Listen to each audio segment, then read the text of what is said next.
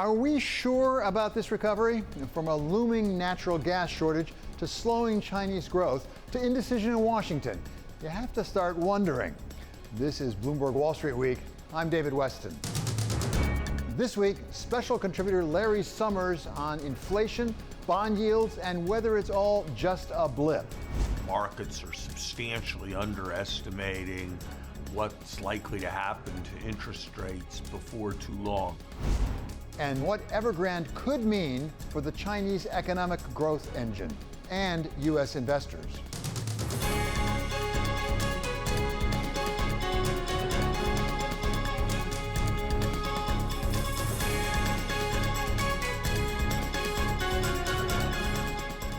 Investors had their fair share to worry about this week, starting with a dramatic spike in natural gas prices in Europe, putting at risk heat in homes and power in China. Here's Jeff Curry, Goldman Sachs Global Head of Commodity Research. This is just the first inning of a multi-year, potentially decade-long commodity supercycle, which only fed the concerns already out there about inflation. Here's Republican Congressman French Hill of Arkansas. We have addiction to spending in this city. We've had since 1789, but it's on steroids right now, and it's creating inflationary expectations that I think could concern every retired person and every low-income person, because inflation is a thief. And when we talk inflation, concerns about the Fed tapering its bond purchases cannot be far behind, something Fed Chair Jay Powell put in play last week. So long as the recovery remains on track, a gradual tapering process that concludes around the middle of next year is likely to be appropriate. And did nothing to back off of during his testimony this week before the Senate Banking Committee. Mainly what we've seen is that the supply side restrictions that are so much at the heart of the inflation we're seeing have not only not gotten better, they've actually, in some cases, gotten worse. But then again, Senator Warren said that if she had her way, it wouldn't be Mr. Powell making the decisions anyway. Over and over, you have acted to make our banking system less safe, and that makes you a dangerous man. And if all that weren't enough to set markets off this week, we had the continuing specter of the United States possibly defaulting on its debt as Republicans and Democrats continue to bicker over the debt ceiling, with each side blaming the other. Here's Senators Pat Toomey and Sherrod Brown. The Democrats have chosen to ignore our warnings about this excessive spending, but they want us to vote to raise the debt ceiling in order to permit the massive spending increases that they're planning. Senator Kennedy, I rarely speak between witnesses, but I wonder if Secretary Yellen takes you up on the offer to go get a cocktail, if you would pay or you'd skip out on paying the bill and expect Secretary Yellen to pay. And the markets? Well, it could have been worse. After taking a hit on Tuesday, equities gained some of it back, with the S&P closing the week down just over 2%, while the Nasdaq took the biggest hit, down over 3% for the week. While the 10-year yield, after jumping up on Tuesday, settled down a bit to end the week just under the 1.5 level. While Bitcoin put on a late week surge, closing over 48,000. To help us make some sort of sense out of these markets this week, welcome now Peter Kraus. He's chairman and CEO of Aperture Investors. Welcome back. It's great to have you back on Wall Street Week, Peter. So give us a sense of what you think happened this week. Was it all about the 10-year yield? I think your opening remarks were terrific, but I would say the following. There's a lot of noise out there, so let's focus on the facts.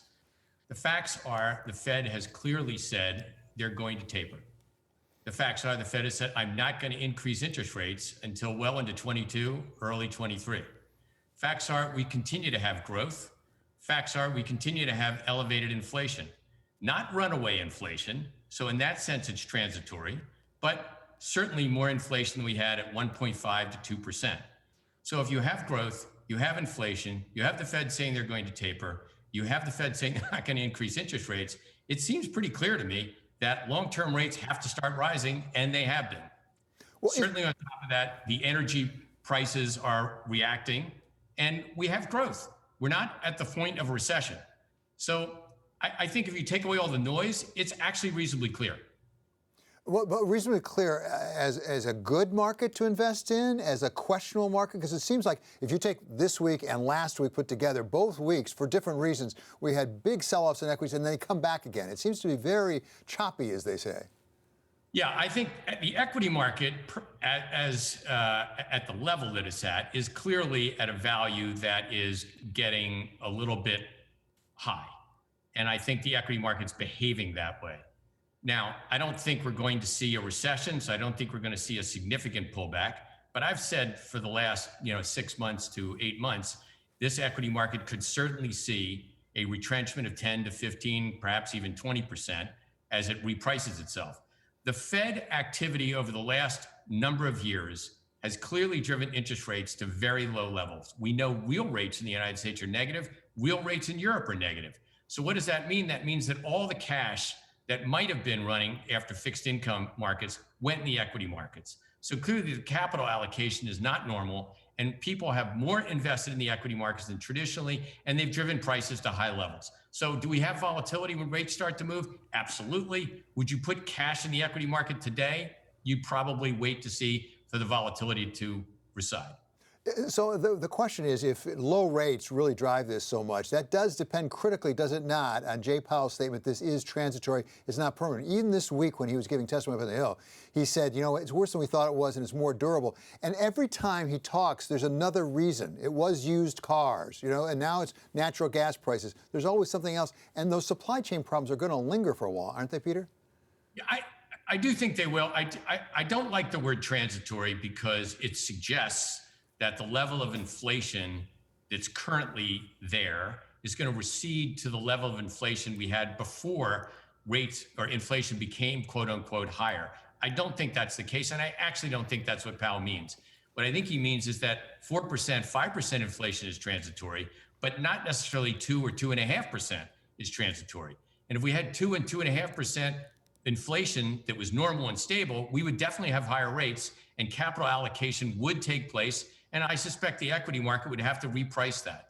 Look, the Fed is in a tough spot. They've gone from $4 trillion in a balance sheet after 2008 to an $8 trillion balance sheet trying to support the economy during COVID.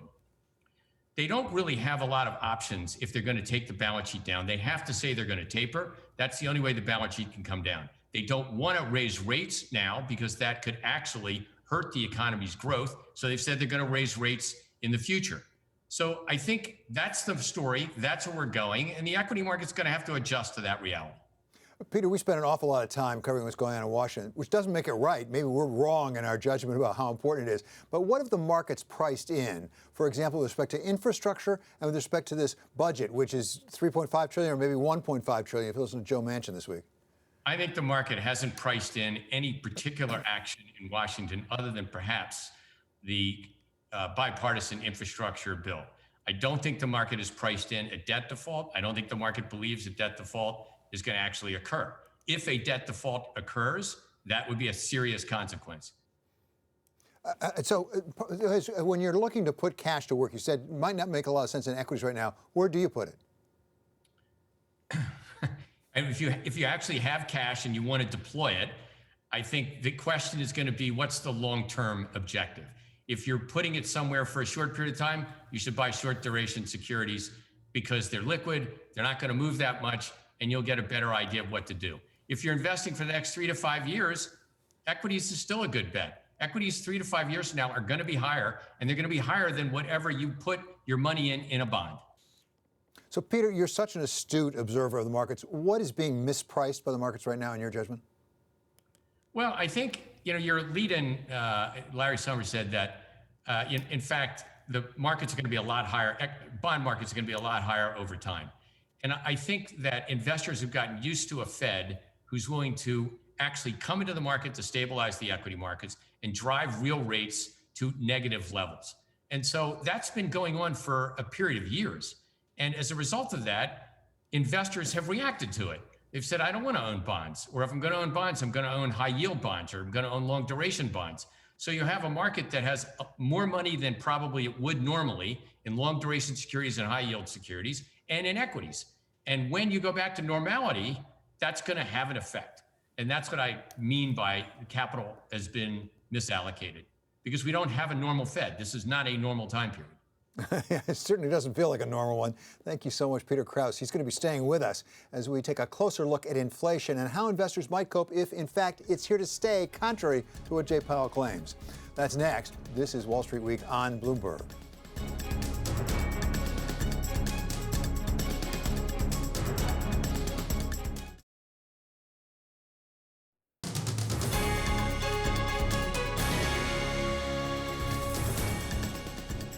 This is Bloomberg Wall Street Week. I'm David Westin. There was more talk of inflation this week, with Fed Chair Powell admitting it's a bit worse and more persistent than he'd expected, but still not really something to worry about. And natural gas prices really shot through the roof over in Europe because they have some problems with some supply chains.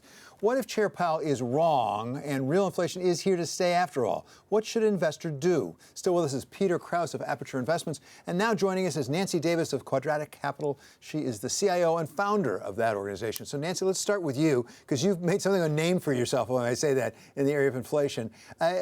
Without regard to whether you think it really is persistent or not, if it were to be persistent, what should an investor do?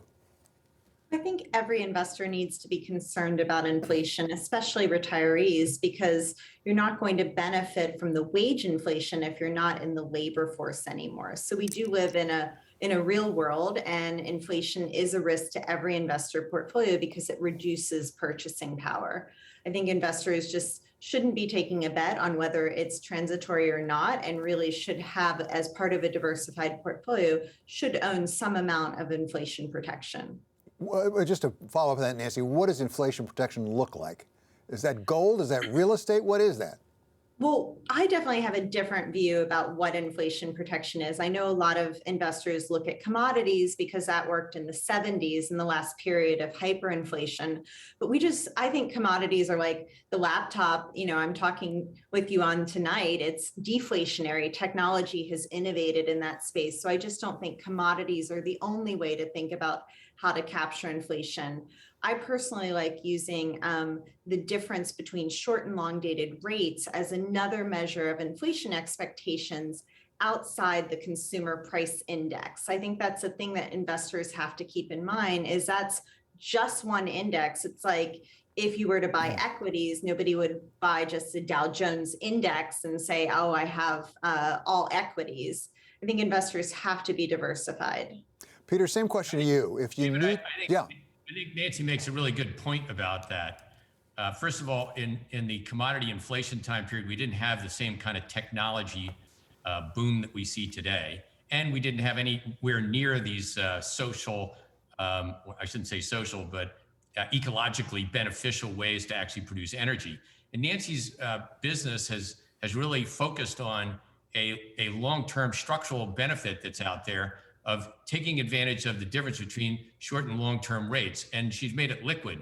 And I think that if you want to buy inflation protection, that's a part of your portfolio that you could easily tailor, own, and it would give you protection to do that. You could also own commodities, but you are susceptible to supply and demand changes, political changes, technology changes. So there's more going on in the commodity world than there is in the sort of pure rate opportunity. So, Peter, let me just pick up on something you referred to, which is what's going on with climate change and some of the things that are being done by the Biden administration and others in response to that. Julian Tell of the Financial Times this week wrote a column in which she called it Greenflation, because she said, as we make this transition, it's a massive transition away from greenhouse gases. It's got to drive some prices up. There's got to be inflation. Is she right? I think she's right. I definitely think she's right. And I think it's a little bit difficult to calculate. So what I mean by that is, we're all going to move towards a green world. That's a good objective, and we should go there. But what we don't know is how long is it going to take us collectively as a global economy to actually get to the point where the green world is efficient, cost-effective, and actually produces enough energy for us to operate our world in. And that time period, we don't know. And if we haven't invested enough in carbon fuels to actually have the supply to get us there, we're going to see price spikes. And we're going to see them actually be very rapid and actually quite disconcerting, because you're not going to be able to increase the supply fast enough to be able to deal with the shortfall. One of the things, Nancy, clearly we have not invested enough in is supply chains all around the world. I mean, it started with semiconductors, but it's gone well beyond that. Take a look at all the ships lined up outside of Los Angeles and even here in New York. What about that as an effect on inflation? Is that going away anytime soon? Well, it's really a result of the supply shocks around the world. It hopefully will go away soon, but we're also having labor shocks at the same time. So goods and services are not being able to be shipped around the world. Factories are not working at full capacity. And it's a bit of a catch-22 because, something's got to give eventually, and eventually the demand will be met. The question is whether we're going to have higher costs without the earnings per share growth that has been priced into corporate America. If you look at stocks and corporate credit, the markets are really expecting a lot of growth. And when you listen to some of the companies as they report earnings this season, a lot of people are talking about the labor market and the delays and the higher costs that are not necessarily growthy costs. They're more potentially a stagflationary costs, or we have higher costs, but not the earnings per share growth. Peter, as I listen to Nancy, a lot of what she describes is the direct result, I suspect, of the pandemic. We had to shut down the economy and then bring it back up. But is it really the cause of what we're seeing, or did the pandemic reveal some underlying structural weaknesses we had, perhaps around the supply chain, having too much devoted to certain countries, like, for example, China? Is it really revealing more structural issues for the economy that have to be addressed? Well, that's an interesting question. I think you could argue that there was nothing structurally wrong with the supply chain, although it was clearly concentrated in certain areas. I mean, remember the nuclear disaster in Japan, and automobile manufacturers realized that their supply constraints were disrupted dramatically because they were getting a lot of supplies out of Japan in a specific place that was near Fukushima. So natural events do have an effect on supply chain, and COVID had the same effect, although on a global basis. And so, now we're trying to figure out how do we diversify the supply chain so that effect doesn't happen as often. But we're always going to have some aggregation of supply because ultimately there's a benefit of suppliers being near each other.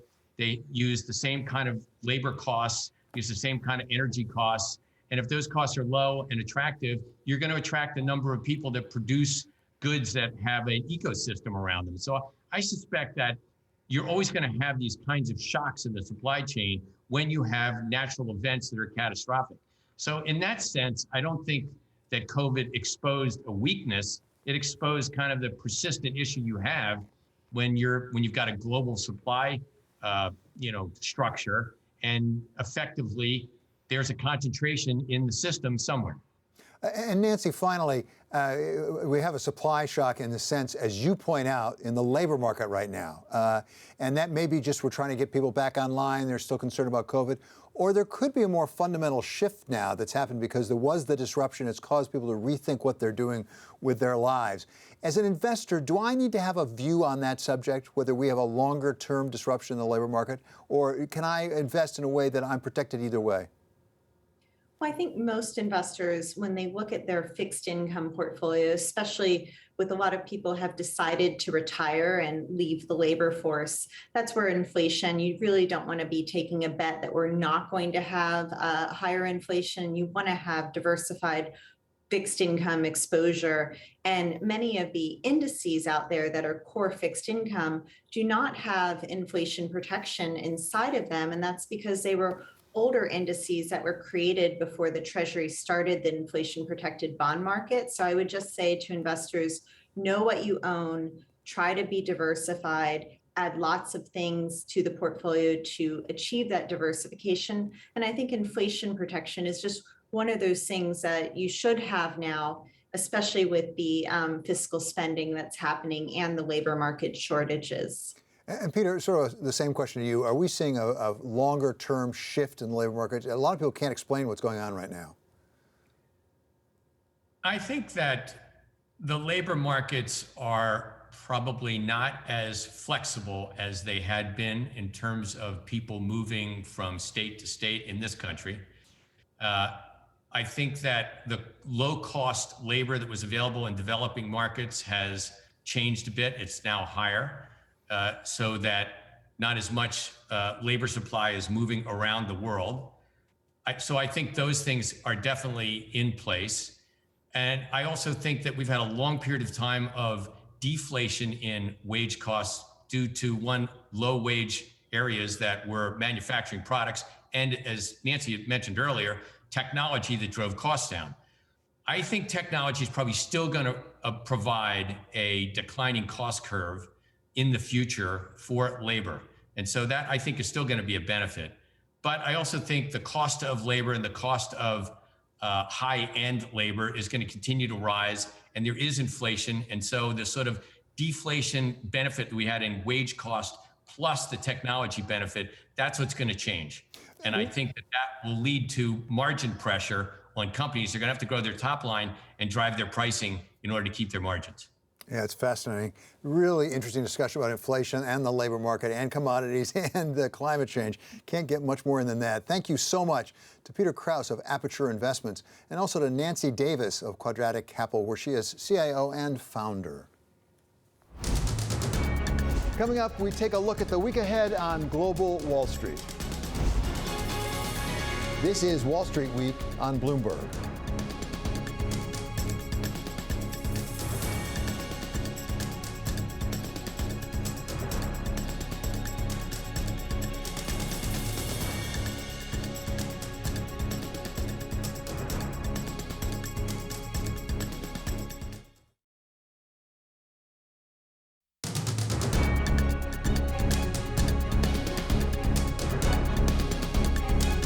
This is Wall Street Week. I'm David Westin. It is time now to look at the week ahead on Global Wall Street. David, we have 3 central bank meetings in Asia next week, and we're watching to see if the RBNZ will hike after holding rates in August, as officials have pushed back on aggressive tightening bets from New Zealand. Now, in Australia, the RBA's stance on surging home prices will be closely watched, along with the recovery outlook as the Morrison administration pushes to reopen with plans to resume international travel. And in India, where the recovery is losing steam, the RBI is expected to stay accommodative, but more liquidity withdrawals are anticipated. And while Chinese markets are closed for the Golden Week break, Evergrand developments stay front and center. Danny? Thanks, Sophie. The focus is really squarely with the energy crisis in both Europe and the UK and those sky-high prices and any response from policymakers we might see this week. Also, later in the week on Thursday, we get notes and minutes from the ECB's last meeting. Romain? Thanks, Danny. Non-farm payrolls data due next Friday may shed light on the tightening path of monetary policy as Fed officials wait for labor market conditions to reach levels consistent with maximum employment. Remember, hiring downshifted abruptly in August with the smallest jobs gain in 7 months. Elsewhere, Tesla is holding its annual shareholder meeting. Proxy advisory firm ISS recommending investors reject the re-election of Tesla board members James Murdoch and Kimball Musk. And top airline executives from around the world will assemble in Boston for their first face-to-face gathering in more than 2 years.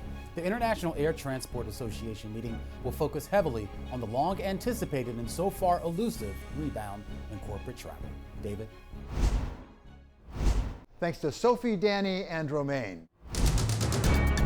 Coming up, the massive problems surrounding Chinese real estate giant Evergrand still aren't resolved, with no clear path ahead.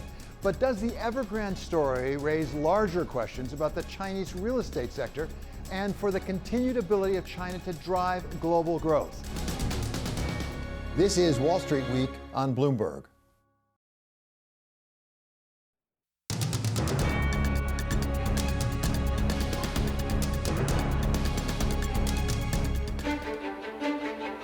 The implosion of Chinese property giant Evergrand brings back the specter of the fall of 2008.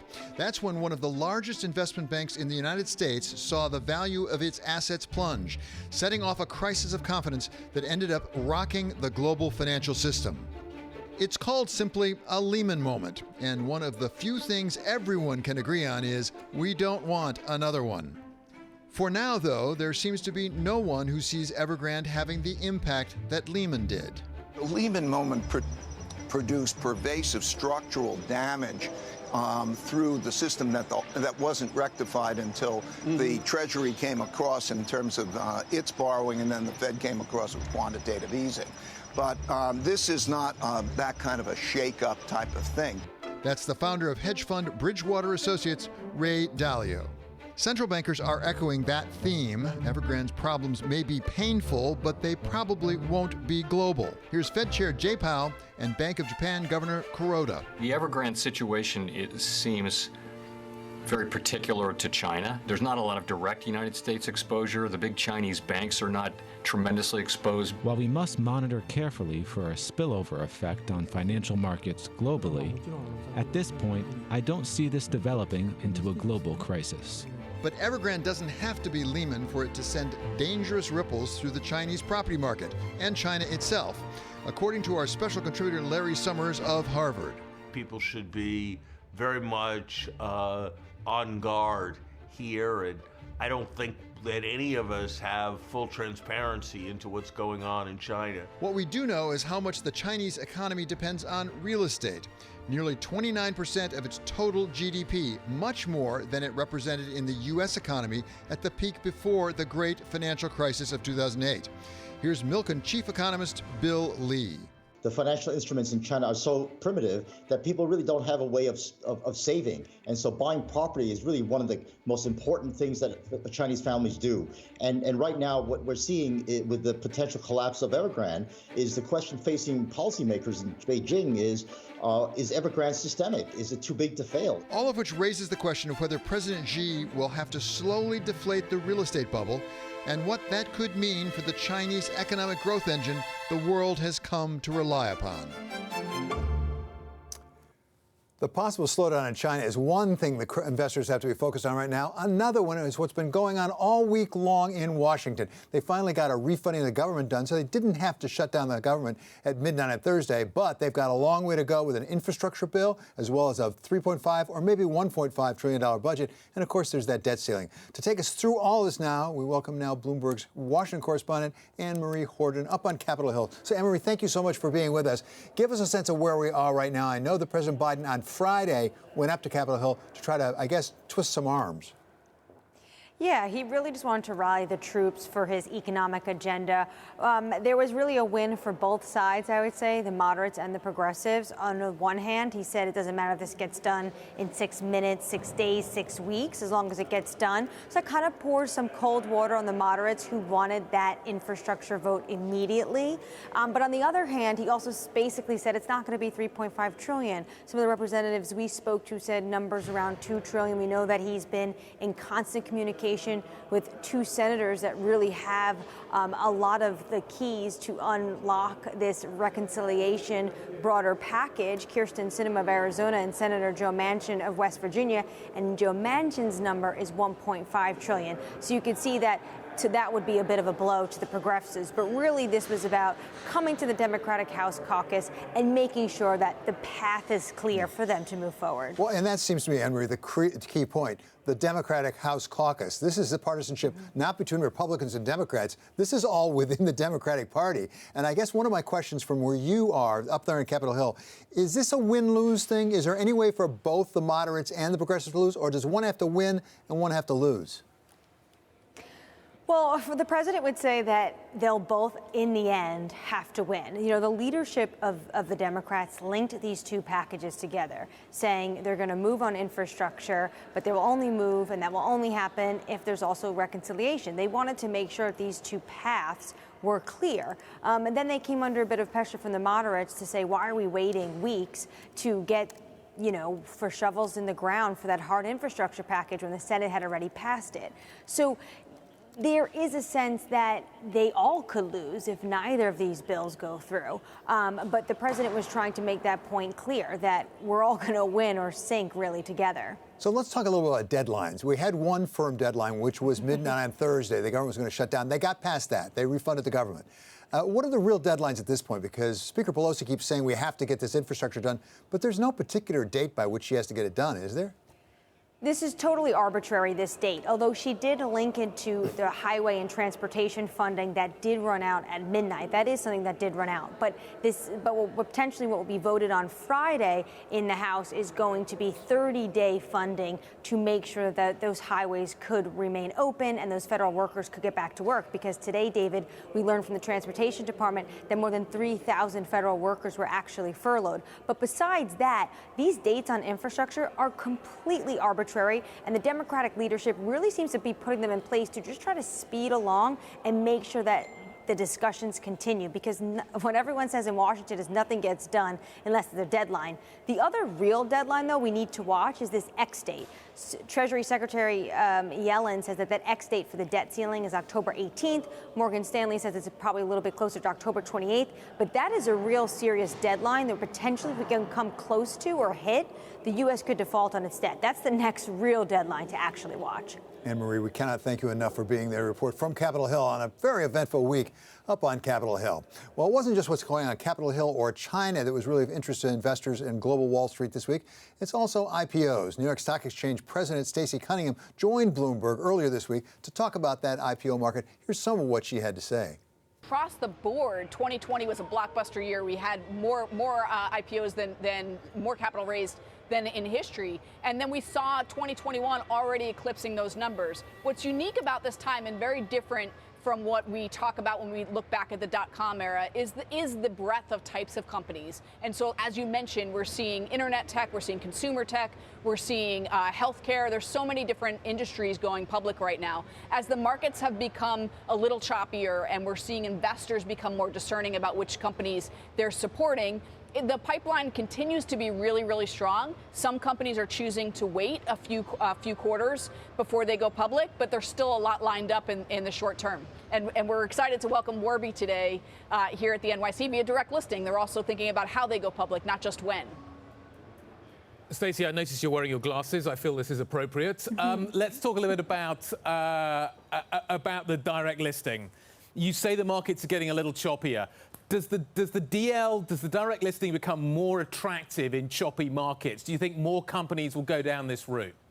That's a great point. We're already seeing more and more companies considering a direct listing, but when you're not pricing shares and you're not selling shares into the market, you're a little less concerned about what the market conditions might be. You're allowing investors to price the company, but there aren't new shares being sold. And so it is attractive when markets might be a little bit more volatile. We are seeing more companies choose a direct listing, not just because of market conditions, though, because of their priorities. So the cost of capital is significantly better in a direct listing because you're allowing the overall market to participate. And that democratization of access to that initial listing is a really big, important driver for many companies who want all investors to have a level playing field as they hit the public markets. Hey, Stacey, I hear your point about direct listings, and so you're somewhat immune from the volatility within the markets in some capacity. But if we get the trajectory of like yields really rising and other assets really repricing for that, do you think that materially impacts the space? You know, I think not so much for direct listings. It's just the capital markets attracting investors. And there are drivers for why there are so many companies looking to go public. If you rewind back to the spring of 2020, nobody would have expected that we would be in such a busy IPO calendar. But it was very expensive during that time in the early days of the pandemic to raise money in the private markets. And the public markets were providing access to capital to companies who needed it urgently, desperately, and they needed it really efficiently. And the public markets were really on display. So now we've seen a lot of companies recognizing the value of the public markets. Yes, certainly interest rates are playing a role in that as well, but there are companies that are looking to be public because they're not quite sure. I mean, we're coming off at a 10, 11-year bull run market where a lot of companies recognize the fact that conditions might not be within their control over a period of time, and they're looking to tap into that capital so they can continue to grow and expand their businesses despite conditions.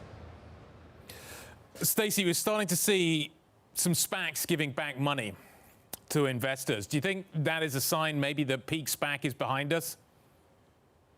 I think peak SPAC is behind us. If you think about the days where we might have a busy day and there were 20 SPACs going public on a single day, I don't think we're going to get back to those levels. There's been a bit of a reset, which is healthy for the market. You're seeing high quality SPACs go to market. You're seeing high quality business combinations get done. But when there are already 400 plus SPACs out there looking for business combinations, I certainly don't think we're going to see an acceleration of those trends. And just like the rest of the market, investors are going to pick and choose the opportunities that they believe are going to deliver them the best returns. That was New York Stock Exchange President Stacey Cunningham. Coming up next on Wall Street Week, contributor Larry Summers. This is Wall Street Week.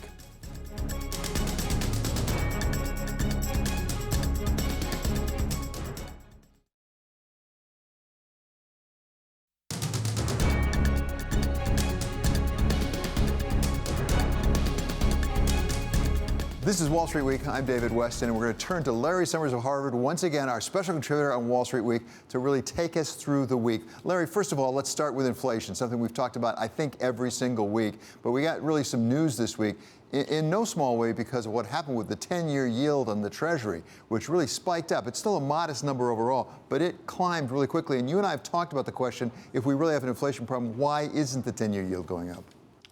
Look, it may be that this is a recognition of some combination of the fact that we're going to have more inflation and that the Fed's going to do more than people thought it was going to need to do in order to contain inflation.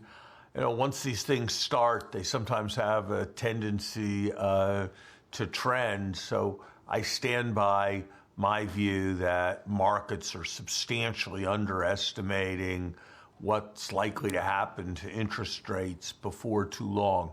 You know, if you look at the so-called Taylor rules, predictions of Fed behavior, and you feed any kind of traditional Taylor rule through with the way current economic data is running, it points you to a pretty substantial concern about inflation overheating.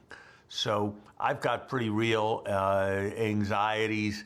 I think what's happening with oil makes the kind of parallel that I've drawn to the 60s and 70s look more real. We just seem to be having a lot of surprising bad shocks that are lasting longer than you think. And when you keep being surprised again and again, it suggests that there's a pattern and you're missing it. I think that's a bit the case with inflation. And of course, this week, we saw some growing sense that while Europe is not nearly as far along in this as we are, that even in Germany, inflation's rising to surprising levels for them. At the same time, we have a back and forth up on Capitol Hill about spending more money, more potential fiscal stimulus. This week we had Joe Manchin, the senator from West Virginia, come out and say, I don't like $3.5 trillion for this Build Back Better plan. I like it more like at $1.5 trillion. Now, I don't know exactly what's in Joe Manchin's plan, but I remember last week on this program, Wall Street Week, you said what you thought they should do is do something less than $3.5 trillion and make it more targeted. Is Joe Manchin taking the Democrats in the right direction, do you think? Look, I think if the bill shrinks somewhat, even more important if it's paid for, even more important if it's paid for without gimmicks. I worry about too many things being done where they're funded for 3 years and everybody assumes it'll be funded after that, or it's announced right now that it'll start being funded in 7 years. It's crucial that there be some quality to the spending relative to the revenue, rather than excessive reliance on timing gimmicks. It is hugely important that we pass a bill. It is hugely important that we start doing more than we have done on climate change, for example. And I'm not sure that we need to do everything that Senator Manchin is calling for there. I think there's a lot that absolutely needs to happen, even if there is some short-term dislocation. So I'd like to see, I think it's desperately important that we pass a bill. I hope that this process of compromise will eventually get to an end. And I'm guardedly optimistic that at the end of a process that won't have been pretty to watch, we'll get something that may not correspond to some people's dreams, but will actually be a strong set of initiatives to invest in the future of our country that's more significant than anything we've done in a long time. Larry, I wonder if you see a possible connection between these two things, inflation on the one hand and what we're doing with climate on the other that you just referred to. In this sense, we saw, for example, natural gas prices really spike up in Europe. We've got problems now in China. Is this something that is really going to stay with us on the inflation front? Because as we convert over to potentially zero greenhouse gases, there's got to be a cost. I think that's a risk. It's a complicated thing, David, because if you reduce the demand for fossil fuels, that will presumably reduce their price, not increase their price. And that aspect of it will be anti-inflationary. But I think this is something we need to carefully monitor and watch. I think the time frames are somewhat different. The inflation threats are of things becoming a bit unhinged in the next year or two. The climate plans are things that will play out over quite a long time period. But it's absolutely something that we need to pay very close attention to as we set the policies going forward. If I could just say, can I just add something on the subject of the tax debate that we're having? I don't think it's going to happen. It would be fantastic, actually, if we were able to place some kind of tax on some kind of fee on fossil fuels, not laid directly at consumers, but placed upstream on the businesses that produce them. I think that would be probably the best public policy there, as the late George Shultz and I advocated several years ago. Beyond that, I do think that one thing Senator Manchin has said is absolutely right, and that is that we should be repealing much of the Trump tax cuts. There is no conceivable reason why we cannot have a 25% corporate tax rate in the United States without damaging competitiveness of U.S. companies. Costs of capital are near zero.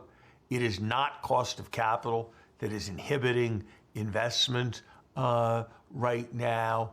This is something we surely should be doing. And on that, I am right with Senator Manchin. I'm right with the administration.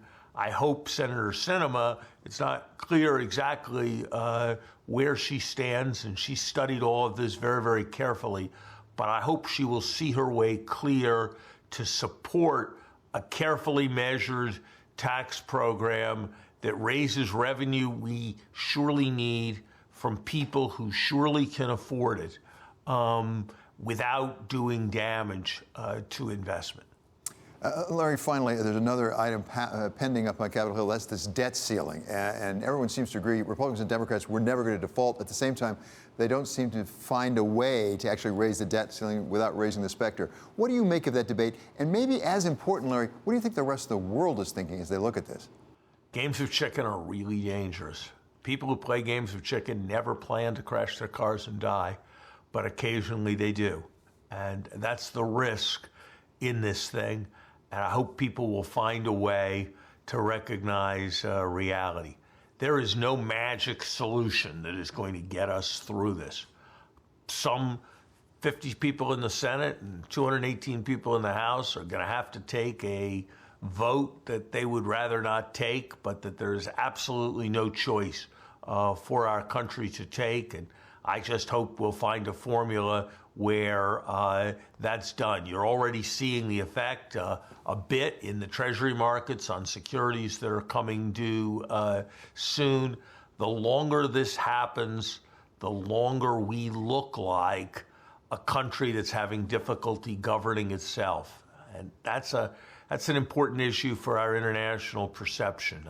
Most important op-ed of the year was written by Robert Kagan in the Washington Post this week, and it discusses how there's a real danger to American democracy from authoritarianism coming out of President Trump and many of his allies. And there is no responsibility, much more important than whether we have this size tax bill or that size tax bill, this inflation rate or that inflation rate, is that responsible officials find ways to marginalize that, I never thought I'd say it in the United States, authoritarian threat. That certainly puts it all in perspective. Thank you so very much to Larry Summers of Harvard, our very special contributor on Wall Street Week. Coming up, one more thought. Getting investment advice from a small, furry rodent. That's next on Wall Street Week on Bloomberg.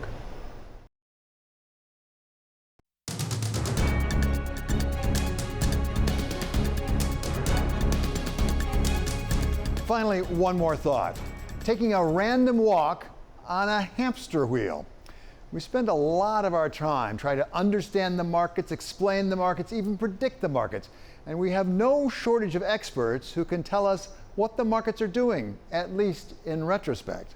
The bond and equity joint sell-off. This growing anxiety. We're trying to read the tea leaves. People are just closing their eyes and waiting for this all to be worked out. We basically entered a high volatility regime. You've got a 10-year yield at 1.5%. A steepening in the yield curve.